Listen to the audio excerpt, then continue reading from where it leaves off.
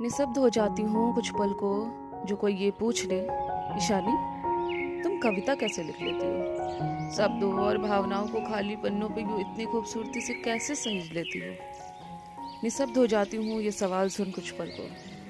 अब कैसे बताऊं? ये सिर्फ शब्दों का खेल कोई पहेली नहीं है।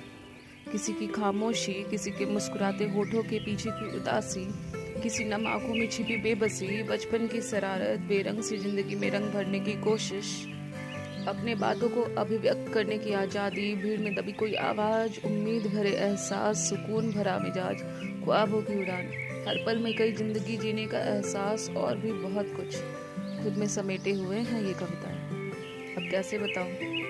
जब खुद की उलझनों को सुलझाने की, बेबसी के बीच मुस्कुराने की नाकाम सी कोशिश करती हूँ, तब नम आँखों से आंसू छलक आते हैं। वो आंसू कलम की स्याही बनकर पन्नों पे जाकर बिखर जाते हैं और लोग उसे मेरी लिखी कविता कह देते हैं। बचपन से ही ना जाने किन चार लोगों के डर से अक्सर मेरे अपने ही मुझे बंदिशों में बांधने की कोशिश करते रहे, पर मैं आज़ाद उड़ना चाहती थी। हाँ, मैं आज़ाद उड़ना चाहती थी।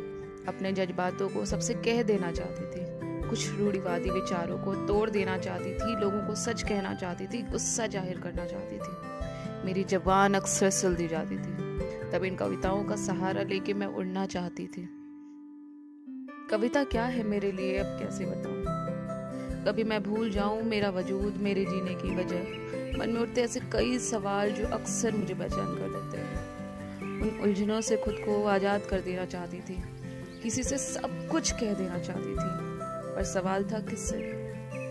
बचपन में जब कभी परेशान होती तो माँ के पास जा उनकी गोद में लेट जाती थी और वो हौले से सर पर हाथ फेर मेरी सारी परेशानियों को जैसे छूमंतर कर देती थी। ये कविताएं भी कुछ पल को उसी तरह मुझे खुद से जोड़ लेते हैं और मेरी सारी परेशानियों को खुद में समेट लेते हैं। अब क्या बताऊं ये कविताएं मेरे लिए क्या मायने रखते हैं।